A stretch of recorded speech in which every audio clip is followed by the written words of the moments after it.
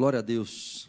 Que alegria poder estar com os irmãos, que alegria poder rever o reverendo Fábio e ver essa amada igreja, conhecer irmãos aqui queridos, rever a Josi também. A Josi é membro aqui, e Josi, eu conheci a Josi em 2006, lá em Juiz de Fora, então 20 anos depois quase aí, revendo, um privilégio. Temos conosco lá na Esperança, e trago o abraço deles, pediram para transmitir esse abraço, né, a Stephanie e o César, que eram membros aqui, estão lá conosco, são uma bênção, né, obrigado por terem mandado eles para lá, uma alegria poder estar aqui com os irmãos, e também um desafio, falar depois do reverendo Rodrigo, né, até maldade eu diria, mas Deus dá graça. O reverendo Fábio falou que amanhã a gente inverte, né? Querido, eu quero te convidar a abrir sua Bíblia comigo no Evangelho de Marcos, capítulo de número 6. Leremos os versos de 30 a 44. Já que o pastor Rodrigo ele não é muito crente, não gosta de Bíblia. Brincadeira. A ideia aqui que a gente vai trabalhar hoje e amanhã, nós vamos pegar dois textos bíblicos. Então, nós vamos pegar Marcos 6, 30 a 43, trabalhando aí a 44, como que Jesus ele estrutura o discipulado e comunhão no seu ministério, ok? Então, a gente vai ver isso aqui na prática, Jesus fazendo isso nesse texto, e aí a gente vai tentar aí trazer alguns princípios para nós, e amanhã a gente vê o texto de Atos 2, que foi lido aqui no início, né, do 42 a 47, vendo esses princípios aí na igreja primitiva. Então vamos lá? Marcos 6, 30 em diante, diz assim: Voltaram os apóstolos à presença de Jesus e lhe relataram tudo quanto haviam feito e ensinado. E ele lhes disse: Vinde repousar um pouco à parte, num lugar deserto, porque eles não tinham tempo nem para comer, visto serem numerosos que iam e vinham. Então foram sós no barco para um lugar solitário. Muitos, porém, os viram partir e, reconhecendo-os, correram para lá a pé de todas as cidades e chegaram antes deles. Ao desembarcar, viu Jesus uma grande multidão e compadeceu-se deles, porque eram como ovelhas que não têm pastor, e passou a ensinar-lhes muitas coisas. Em declinando a tarde, vieram os discípulos a Jesus e lhe disseram: É deserto este lugar, e já avançada a hora. Despede-os para que, passando pelos campos ao redor e pelas aldeias, comprem para si o que comer. Porém, ele lhes respondeu: Dá-lhes vós mesmos de comer. Disseram-lhe: Iremos comprar 200 denários de pão para lhes dar de comer. E ele lhes disse: Quantos pães tendes? E de ver. Sabendo eles, responderam: 5 pães e 2 peixes. Então Jesus lhes ordenou que todos se assentassem em grupos sobre a relva verde, e o fizeram repartindo-se em grupos de 100 em 100 e de 50 em 50. Tomando ele os 5 pães e os 2 peixes, erguendo os olhos aos céus, abençoou, e partindo os pães, deu-os aos discípulos para que os distribuíssem. E por todos repartiu também os 2 peixes. Todos comeram e se fartaram, e ainda recolheram 12 cestos cheios de pedaços de pão e de peixe. Os que comeram dos pães eram 5.000 homens. Nós veremos nesse texto sobre a missão de Jesus no discipulado e na comunhão, nos grupos de comunhão, a partir aqui do ministério de Cristo. 5 pães e 2 peixes é tudo que Jesus precisa para poder alimentar mais ou menos, pelo menos 15.000 pessoas. Então, esse texto aqui está falando de 5.000 homens, sexo masculino. Então, tirando aí mulheres e crianças, 15.000 pessoas alcançadas e alimentadas, e sobra com 5 pães e 2 peixes. Muitas vezes a gente acha que a gente precisa de muita coisa para ser usado por Deus. A gente acha que precisa de muita capacitação. A gente ouve o reverendo Rodrigo falar aqui, você fala: não, isso aí é para o reverendo Rodrigo, né? Eu não tenho condição de falar de Jesus para as pessoas, eu não sei nem o que falar direito. Jesus usa a nossa linguagem limitada, nossa pouca experiência. Ele não está muito preocupado com títulos, ele não está muito preocupado com um vocabulário rebuscado, ele não está muito preocupado com experiência, ele está preocupado com um coração disposto e disponível e obediente, para poder colocar na mão dele os 5 pães e os 2 peixes. Isso aconteceu lá na Esperança. Nossa igreja é nova, a gente tem 2 anos, a gente completou 2 anos no mês passado, de organização.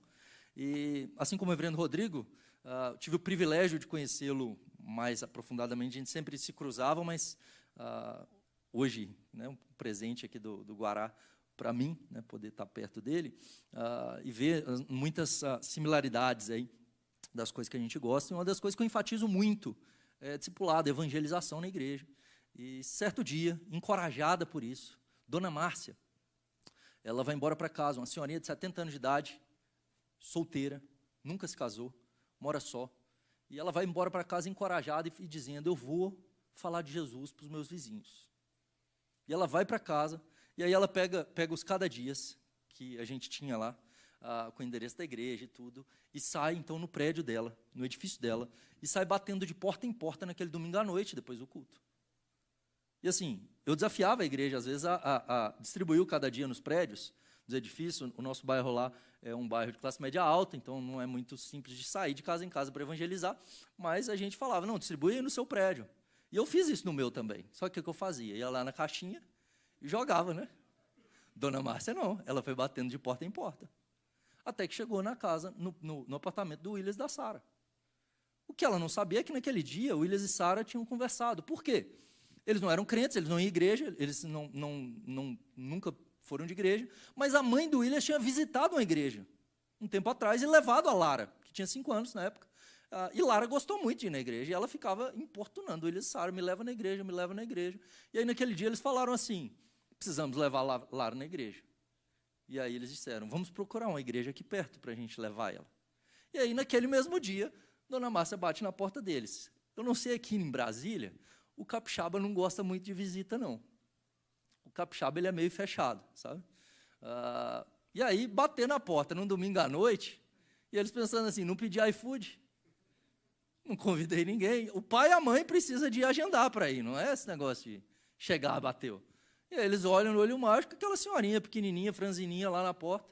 Eles abrem a porta e ela diz, tudo bem, eu sou sua vizinha, eu vim aqui para te entregar uma mensagem de Jesus, te convidar para ir na minha igreja.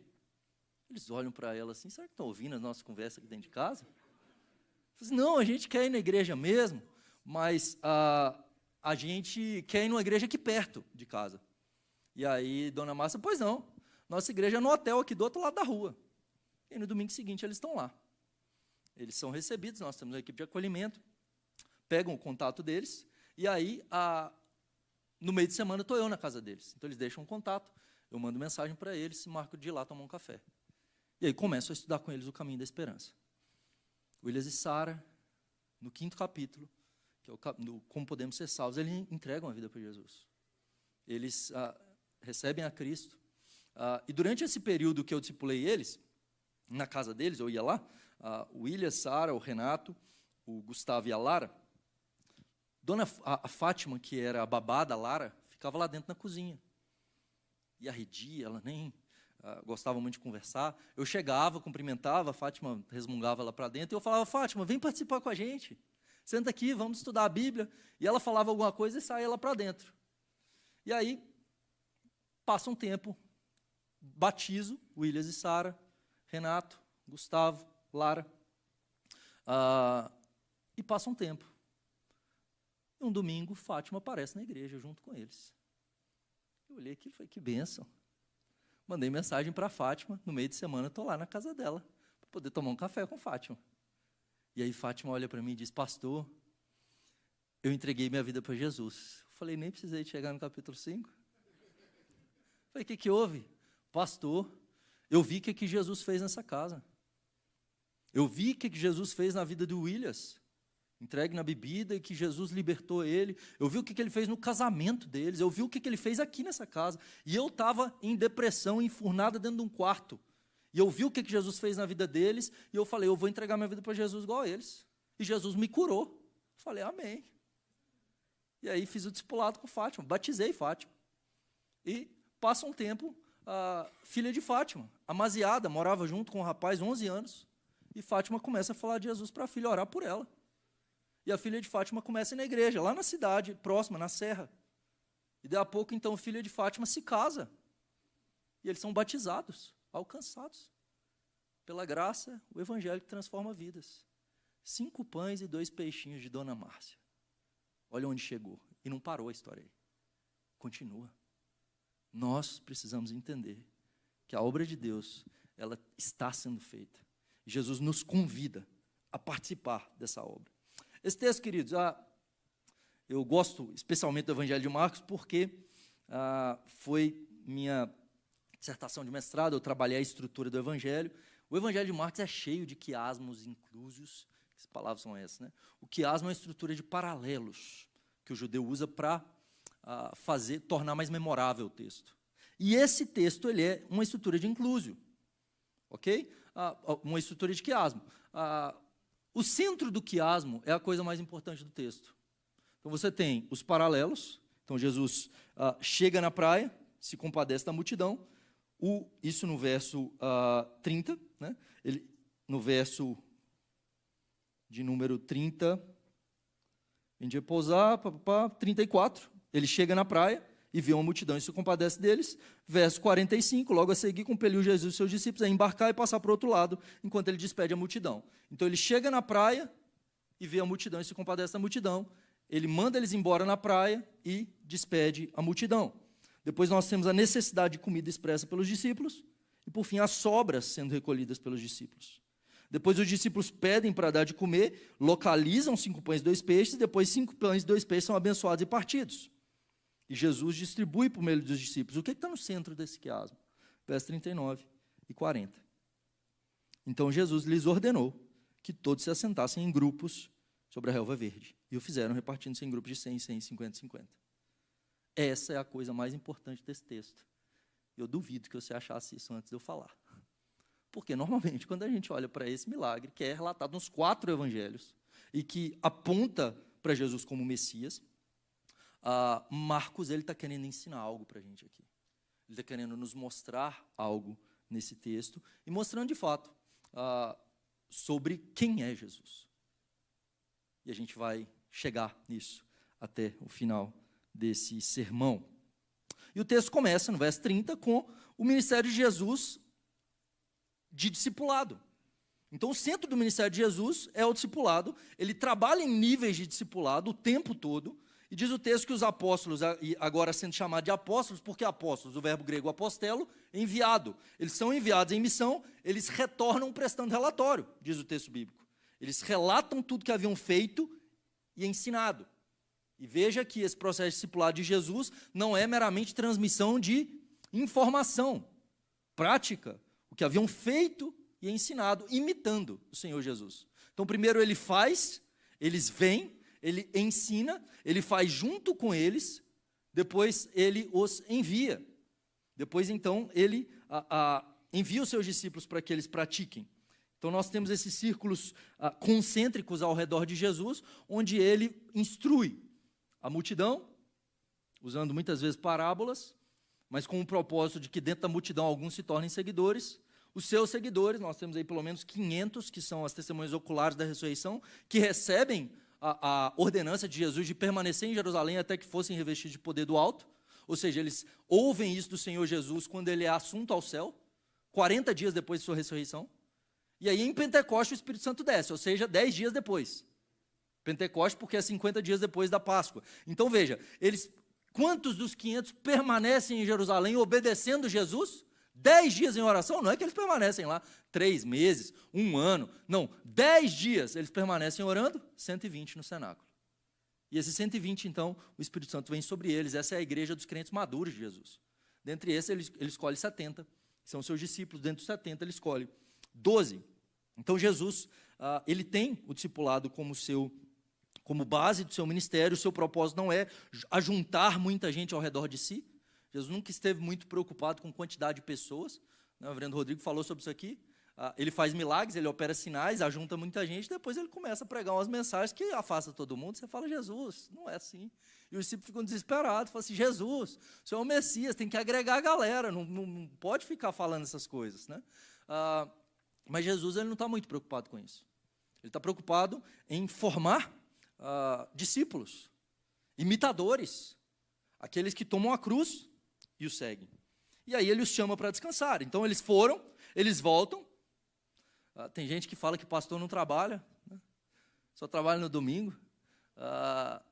E de fato, o domingo é o dia mais cansativo para nós. É o melhor dia da semana, que é o dia que nós nos reunimos em comunhão, mas é um dia que depois que você prega, é como se você tivesse feito um exercício assim, muito mais do que aeróbico, de andar de bicicleta, academia.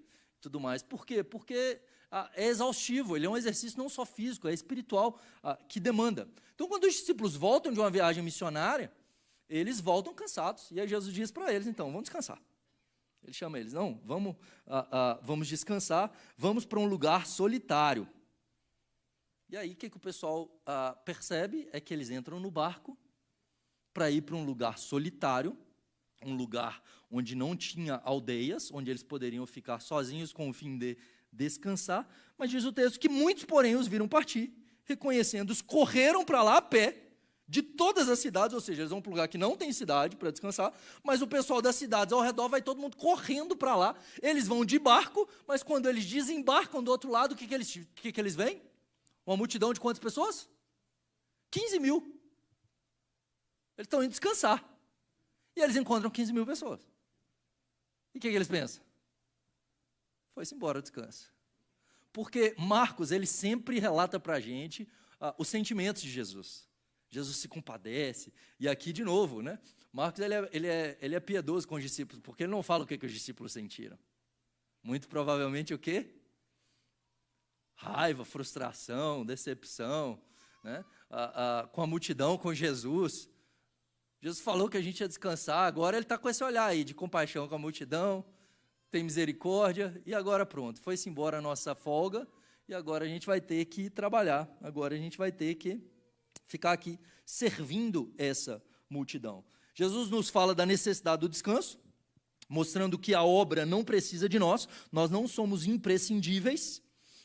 Deus nos fez com necessidade de descansar, Jesus, ele está ensinando isso. Porém, ao mesmo tempo, Jesus nos ensina que nós não descansamos da igreja, nós não descansamos da piedade, nós não descansamos da obra de Deus. De modo que, inclusive, ele vai falar, no sábado, se o animal cair no buraco, você não vai tirar ele de lá? Ou seja, no seu dia de descanso, se tem alguém que precisa, necessitado, nós descansaremos servindo. E ao servir, nós vamos ser revigorados. Ok? Então, muita gente acha, não, estou muito cansado, não vou na igreja. Trabalhei a semana inteira, estudei a semana inteira. Hoje eu estou cansado, então eu vou ficar em casa. Sabe o que acontece? Você vai ficar em casa, você não vai fazer nada, vai assistir televisão o dia inteiro. Sabe como é que você vai começar segunda-feira? Cansado. Assim, nossa, por que o povo não gosta de segunda? Porque eles não servem a Deus no domingo como deveriam. O domingo para o brasileiro não cristão é um dia morto. E eles não conseguem descansar. Porque o nosso descanso encontra-se na adoração e no serviço aos irmãos. Então, enquanto a gente está aqui, carregando caixa de som, instrumento, arrumando as cadeiras, na recepção, juntos aqui no meio do povo de Deus, no domingo, a nossa folga, a gente descansa, a gente é revigorado. Jesus também está ensinando isso para os seus discípulos. E agora, então, ele se compadece. Ele vê uma grande multidão e ele se compadece porque eram como ovelhas que não têm pastor. Então, ele vê uma multidão de ovelhas sem pastor. Ovelha é um bicho tonto. Não sei quantos aqui já viram alguma foto de uma ovelha que se perdeu do pastor. Procura no Google que você vai ver. A ovelha sem pastor, ela vai ficar com o pelo grande. Ela vai ficar cega porque o pelo cai no olho. Ela precisa ser tosada. Se ela não é tosada, o pelo cresce muito, ela vai carregar um peso absurdo, então ela vai ficar sobrecarregada, ela vai ficar cega, ela não vai conseguir ir para lugar nenhum. Então, ele olha para essas ovelhas que estão sobrecarregadas, que estão cegas, que estão perdidas, que estão batendo a cabeça uma na outra. Já viu a ovelha batendo a cabeça uma na outra? É assim que é a ovelha, ele fala que a gente é assim. A gente precisa do pastor nos conduzindo, nos ensinando. E ele então passa a ensinar-lhes muitas coisas. O amor do pastor pelo rebanho é diretamente proporcional ao quanto ele ensina esse rebanho. Então veja, Jesus ama essa multidão, ele se compadece deles, e ele então passa a ensinar-lhes muitas coisas. Então como que nós alimentamos o rebanho do Senhor? Com a palavra. Nós alimentamos por meio do ensino. E os discípulos, eles não estão com esse coração de Jesus, eles estão vendo aquele povo como pesado. Às vezes a gente está nessa visão. Eu já tenho que ir no culto, ainda tem que ir para o pequeno grupo? Ainda tem que ir para o grupo de comunhão? Eu já fui no culto, ainda tem que ficar encontrando essas pessoas? Poxa, só eu que sirvo na igreja. E muitas vezes nós vemos as pessoas como enfadonhas. Nós vemos as pessoas como um fardo, como chatas. Nós não gostamos delas. Talvez porque as nossas motivações não são boas. Talvez porque o nosso coração ele não está enxergando como Jesus. E nós somos chamados a olhar como Jesus. Ele não olha para as pessoas procurando nelas o que elas têm para oferecer, se elas são legais, se elas são boas, se elas são agradáveis. Pelo contrário, ele olha para elas com um olhar de graça, com o objetivo de, por meio do seu amor, compaixão, misericórdia e do seu sangue, transformar essas pessoas para levar vida. Em São Paulo, quando eu morava lá, veio para a igreja um rapazinho chamado Anderson.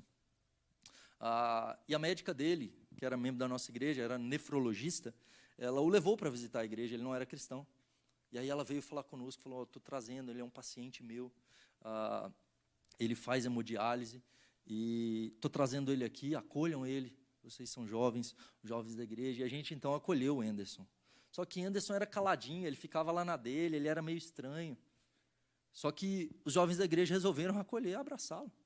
E aí chamava o Anderson, chamava ele para estar perto, estudava a Bíblia com ele, visitava ele. E Anderson começou a ir. Discipulamos Anderson, estudamos a Bíblia com Anderson. Anderson entregou a vida para Jesus, começou a caminhar conosco. Anderson foi internado. E aí nós fomos visitá-lo lá no hospital. E ele feliz nos recebeu. Ele era outro. Aquele menino franzino, cabisbaixo, depressivo, como ele chegou. Agora ele tinha outra feição. E passa um tempo, o Anderson morreu. E a gente não entendeu nada. Como assim? Ele era um paciente de cuidados paliativos. Ela não falou para nós. Então nós vamos no sepultamento de Anderson. A mãe dele, que não era cristã, ela veio nos agradecer e disse, muito obrigado pelo que vocês fizeram pelo meu filho. A gente disse, por quê? E ela disse, porque a vida dele mudou. O Anderson, ele estava nos piores dias da vida dele. Mas o que vocês fizeram por ele, ela não entendia que era o que Jesus fez por ele. O que vocês fizeram por ele fez ele ser outro. E o final da vida dele, ele brilhava, ele tinha alegria. E a gente disse, não fomos nós, foi Jesus. E aí falamos de Jesus para aquela senhora, para que ela entregasse a sua vida a Jesus. As pessoas estão sedentas, elas não são enfadonhas, elas não são um fardo. Jesus morreu por elas. Elas têm valor, um valor inestimável, que vale mais do que o mundo inteiro. Assim como você tem valor inestimável. Mas como a gente ouviu aqui, nós não somos o centro do universo, não se trata de nós nem da nossa história. Mas Deus tem uma missão, Ele está fazendo. E Ele quer usar a mim e a você, para alcançar essas pessoas, essas ovelhas perdidas, para trazê-las, para que se tornem ovelhas de Jesus. Jesus, Ele se compadece dessa multidão. E depois, então, de ensinar muitas coisas, é interessante o texto, e a ironia do texto, que Jesus, Ele chama os discípulos antes, o Evangelho de João fala isso, Ele vai dizer assim, o que a gente vai fazer? Como é que a gente vai alimentar? Ele levanta a bola para os discípulos, para que eles pudessem exercer fé. Jesus, Ele não levanta a bola para poder humilhá-los, para poder caçoar deles depois. Não, Ele está querendo que eles exerçam fé e Ele está querendo ensiná-los. O propósito de Jesus sempre é de ensinar, de forjar neles um caráter santo e de que eles caminhem em fé, que eles cresçam em fé. E Ele vai dizer, como é que a gente faz?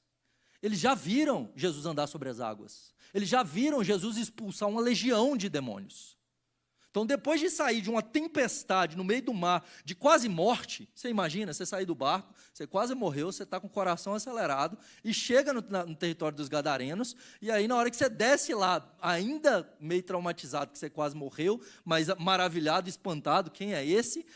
Mas aí vem um endemoniado com a voz de pelo menos entre 2.000 e 6.000 demônios dentro dele, gritando e correndo na direção deles. Então eles viram isso. E eles viram o endemoniado, na hora que chega, se curvar de joelho diante de Jesus. E Jesus, então, expulsa aqueles demônios.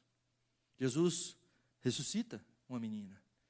Ele cura uma mulher enferma. Ele purifica um leproso. Ele faz paralíticos andarem.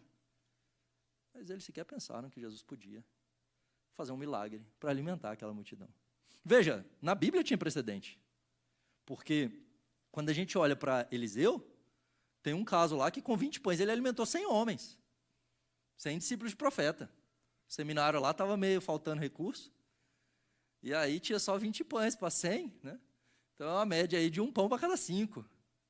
E seminarista come muito, né? Tem seminarista, tem licenciado aqui, né?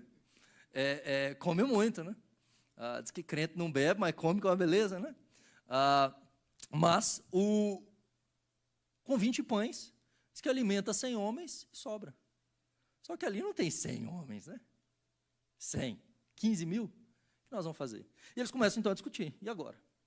E às vezes, queridos, no contexto de igreja, a gente fica nessa também. A nossa preocupação é com métodos, com estruturas. A gente acha que depende da força do nosso braço ou das coisas que nós faremos.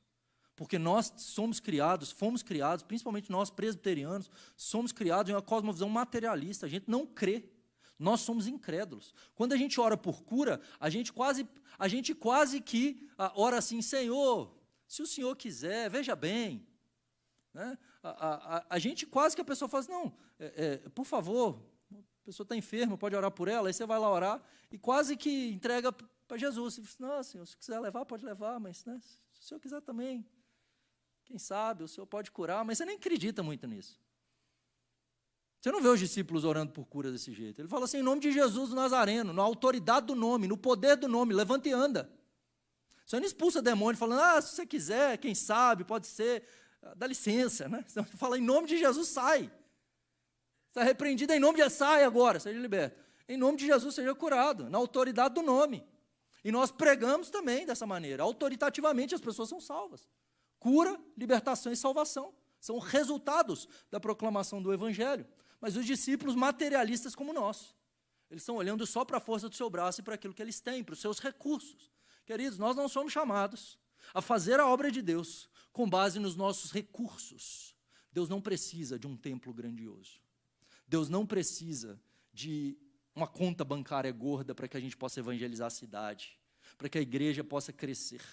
Pelo contrário, muitas vezes o que faz a igreja avançar é perseguição. A gente perder essas coisas para a gente ver que a gente não precisa disso. Certa feita, a gente nem tem templo, a igreja tem 2 anos, só a Vitória também é muito caro. Então, quando a gente pensa, fala, vamos comprar um lugar, 15 milhões. Né? Então a gente nem liga muito, nem pode ligar também, se a gente ligar nós vamos ficar desanimados. Mas a gente está num auditório bonito, num auditório bem estruturado, a gente está numa faculdade de Direito, toda a faculdade é nossa no domingo. Salas climatizadas, um auditório também, um som bom e tudo mais. Mas teve um domingo que acabou a luz. E agora? E aí, pastor, o que nós fazemos? Eu falei, vamos fazer o culto. Saímos do auditório, fomos para a cantina, que era um lugar aberto, pedimos para comprar vela, foi um culto à luz de velas. Então, botamos as velas lá nas mesas, não teve caixa de som nem nada. Então, o que tinha? O povo cantando com as suas vozes e a Bíblia sendo lida e pregada. E foi o culto que o povo mais gostou. Falei assim, pastor, que culto. Pastor, que bênção. Tem que fazer isso mais vezes. A gente não precisa de nada, querido. A gente não precisa de bateria. A gente comprou lá uma bateria eletrônica. Caro, né? Falei, rapaz, bateria eletrônica. E, não. Sabe o que a gente precisa? Revestimento de poder do Espírito.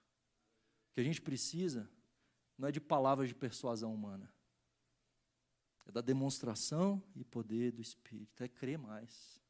É se mover em fé. É clamar para que Jesus nos use. Porque Ele usa. Ele continua salvando pessoas, curando pessoas e libertando pessoas hoje. A questão é se a gente vai fazer parte disso ou não. Porque se nós nos calarmos, diz a Escritura Sagrada que as pedras clamarão. A obra será feita. O Breno Rodrigo falou aqui. Os eleitos serão alcançados. Mas nós precisamos nos dispor. Os discípulos, eles não enxergam. Eles não se dispõem. E eles têm até boa vontade, mas são carnais. São incrédulos. E aí eles vão dizer para Jesus, já pensamos, já refletimos, já fizemos cálculos. O negócio é o seguinte, calculamos até mais ou menos quanto que daria para dar de alimento para esse povo tudo aqui, mas não tem condição. Então, nós já chegamos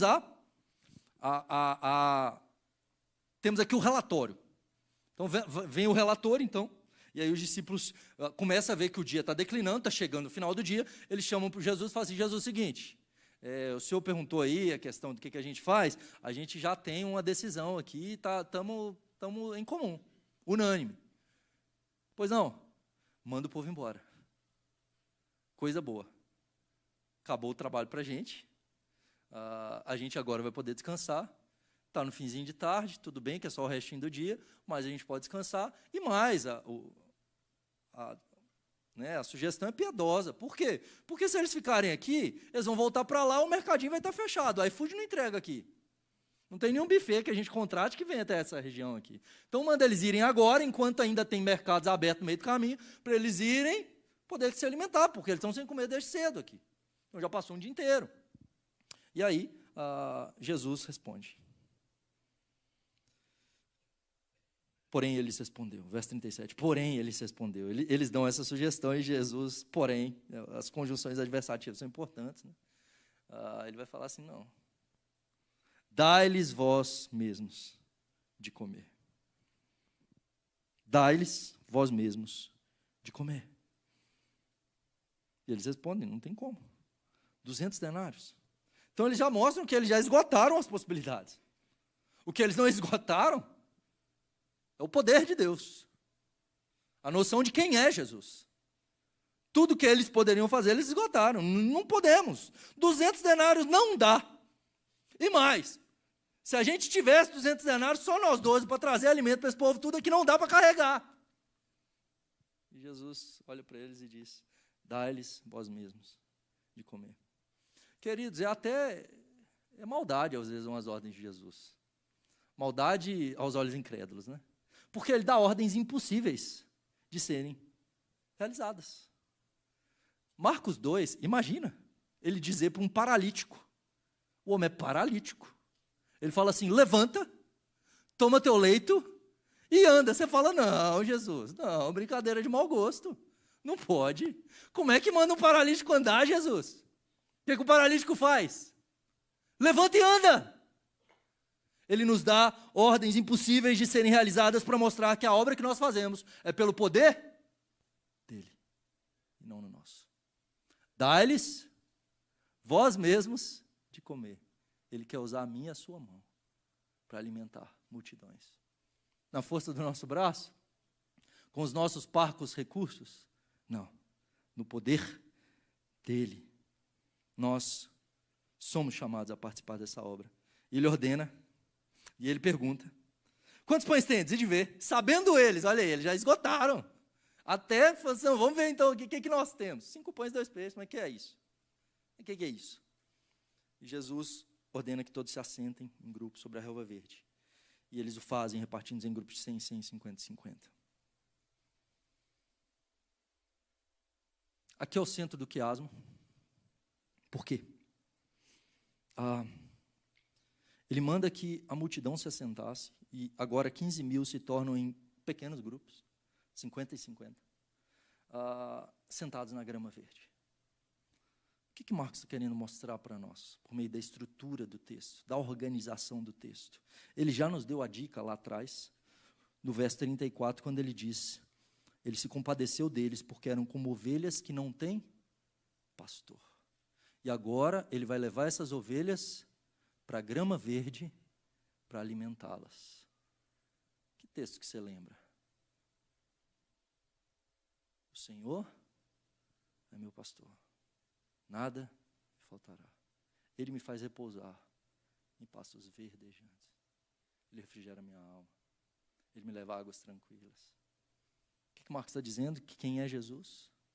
Ele é o supremo pastor, que alimenta as ovelhas, e mais, que dá a sua vida pelas ovelhas. Ele as faz sentar na grama verde, e ele as alimenta. Mas ele não faz isso sozinho. Ele poderia fazê-lo. Ele usa as mãos dos discípulos, eles são os garçons dessa festa. Há um paralelo aqui da festa de Jesus com a de Herodes, só os grandes são convidados na festa de Herodes, é uma festa profana. A festa de Jesus, os pequenos são convidados. E na festa de Jesus, ele é quem serve. Herodes é servido. os versos anteriores aqui em Marcos 6. Jesus é quem serve. E os seus apóstolos, aqueles que querem se assentar em tronos, são chamados para serem os garçons nessa festa. Eles vão servir. Eles são instrumentos para poder alimentar outros. 12 cestos são recolhidos. Por que 12? Porque dar mais de um cesto para cada discípulo também é maldade, né? Então, um para cada um está suficiente. Deus vai dar para a gente aquilo que a gente pode carregar, aquilo que nós podemos suportar, aquilo que nós temos de condição para servir, mas a fonte vem dele. Porque os discípulos não produzem o pão. Eles não precisam nem buscar o pão. Diz o texto, e é interessante, que eles, quando começam a servir, diz o texto que o cesto enche. Por que eu sei que o cesto enche? Porque no final o cesto ainda está cheio. Quando eles terminam de servir, ou seja, depois que o povo comeu bem, 15 mil pessoas famintas, que ficaram um dia inteiro sem comer, comem, e se fartam, diz o texto, que eles comeram até se fartarem. Eles comeram, vão no rodízio. Adolescente que gosta de rodízio às vezes, né? Vão no rodízio de pizza, e tem lugar que fala, não, o lugar manda embora, né? Fala assim, não, devolve seu dinheiro, não volta aqui mais não. Devia ter uns cabras assim lá. Comeram bem. E faltou? Não faltou. Pelo contrário, enquanto os discípulos servem, o cesto enche. Quando que o cesto para de encher? Quando pararam de servir. Então, enquanto nós servimos, enquanto nós estamos dispostos a abençoar, Deus vai prover, Deus vai multiplicar, Deus vai nos dar sementes, Deus vai nos dar provisão, Deus vai nos suprir para que a gente supra outros. Quando que para de multiplicar? Quando nós paramos de servir, quando a gente para de abençoar. E eles recolhem os 12 cestos, porque também nós somos chamados a ser responsáveis, a cuidar daquilo que Deus nos tem dado. Jesus multiplica pão, então deixa esses aí para trás, da próxima a gente pede para ele multiplicar de novo. Não. Nós não determinamos para Deus o que ele tem que fazer e quando ele tem que fazer. Não é porque tem chegado pessoas que tudo bem a gente não acolher algumas. Tem vindo visitantes na igreja com frequência, então eu não vou acolhê-los. Hoje eu estou cansado, deixa essas pessoas irem embora. Na próxima semana vem mais. Muitas vezes em igrejas presbiterianas o peixe bate na nossa cara assim e cai fora do barco. Porque não é que a gente está indo para evangelizar, as pessoas vêm desesperadas e a gente não as acolhe. Nós não as recebemos, a gente está preocupado com o nosso clubinho aqui na igreja do ônibus. Não, nós somos chamados a sermos responsáveis por aquilo que Deus nos confiou, para que nós sejamos instrumentos de Deus na vida de outros. E por que Jesus os faz assentar-se em grupos 50 em 50? É interessante, porque isso nos leva à questão da comunhão. O propósito de Jesus nesse grande milagre não é simplesmente revelar-se para que todos vejam que ele é o Messias, mas que essas ovelhas tenham comunhão com as outras. Em um grupo de 15 mil pessoas, ou mesmo aqui, 400 pessoas reunidas aqui nesse lugar, não dá para ter comunhão. Reunidos aqui, a gente está em comunhão com Jesus, ouvindo Jesus, adorando Jesus, contemplando Jesus, elogiando Jesus, admirando Jesus. Jesus é tudo para mim. E às vezes a gente acha que vida cristã se resume a o nosso relacionamento com Cristo. Mas Jesus nos deixou um mandamento novo, que diz que nós nos amássemos uns aos outros, assim como Ele nos amou. Ou seja, o propósito de Deus para nós em Cristo não é só de que nós nos voltássemos para Deus de todo o nosso coração, sendo redimidos, resgatados, regenerados, transformados, mas que nós crescêssemos em santificação, em serviço e amor para com Deus e para com o meu próximo. E como é que eu faço isso na prática? Não é apenas no domingo. No domingo nós exercemos isso por meio do serviço, quando nós estamos aqui juntos, do acolhimento, do discipulado, mas é na comunhão, é durante a semana, quando eu enxergo meu irmão, quando eu sei da necessidade do meu irmão, quando eu conheço a vida dele e posso ser instrumento de Deus para a transformação da vida dele. Então essa pessoa pode ser alcançada. Não é no domingo, muitas vezes, que Deus vai nos usar para salvar pessoas. É durante a semana. presbiteriano não fala que Deus falou com ele, presbiteriano fala que sentiu no coração, né? Teve um determinado dia que eu estava orando, uma madrugada, e veio à minha mente uma pessoa que eu trabalhei com ela 15 anos atrás, em São Paulo, para que eu orasse por ele. Só que eu não falava com ele há 15 anos. Veio à minha mente, eu falei assim, isso não pode ser meu, isso não é coisa da minha cabeça. Eu falei, Senhor, tá bom, vou orar por ele. Só que eu já passei da fase de só orar. Eu mando mensagem para a pessoa, eu falo, fulano, Deus me moveu a orar por você aqui e tal, tem algum pedido, tá tudo bem? Eu mandei mensagem para ele. E aí a gente não se falava há muito tempo, e mandei, fulano, tal, estou orando aqui por você, ele não é crente. E aí ele me responde assim no dia seguinte. Rapaz, eu fui mandado embora ontem. E eu entrei como trainee na Unilever, meu apelido era Jesus. Já era melhor do que quando eu era da faculdade, que era Crivella, que era o pastor que eles conheciam na época. Hoje ele é político, na época ele era bispo da Universal. Era que eles conheciam. Aí, em São Paulo era Jesus meu apelido, mas era pejorativo também, mas eu gostava mais. Falei, era responsabilidade, mas eu gostava mais. Então. Só que nessa época, nenhum dos trainees me deu oportunidade de falar de Jesus. Eu tentava. Eu sou um evangelista, plantador de igreja. Essas viagens que às vezes eu vou para outros países não cristãos, eu fico desesperado lá. Eu fico doido para andar de Uber, que aí eu vou evangelizar o Uber, eu não quero nem saber. Mas eles não davam oportunidade. E Murilo era um desses. E aí, eu mando mensagem e ele fala assim, rapaz, vamos falar mais sobre isso? Como que Deus te move a orar por mim, justamente nesse momento agora e tal? E aí a gente fez uma chamada de vídeo, e aí eu falei de Jesus para ele. E aí ele me enrolou, eu falei, não, cara, vamos fazer um discipulado, vamos estudar a Bíblia. Ele me enrolou, eu mandei Caminho de Esperança, Caminho da Fé para ele, lá em São Paulo. Me enrolou, e aí a gente conseguiu fazer o primeiro dia. O que eu fiz? Falei, se ele me enrolar mais, não vou fazer o capítulo 1, não, vou fazer o capítulo 5, que é como poder ser salvo, já vou desde para esse, que começa com, se você morresse hoje, para onde você iria? Né? Então já começa o evangelho explosivo. Falei assim, peguei ele, e ali preguei o evangelho para ele, e ele entregou a vida para Jesus. E a gente está fazendo discipulado online, a cada 15 dias, caminhando com ele. Por quê?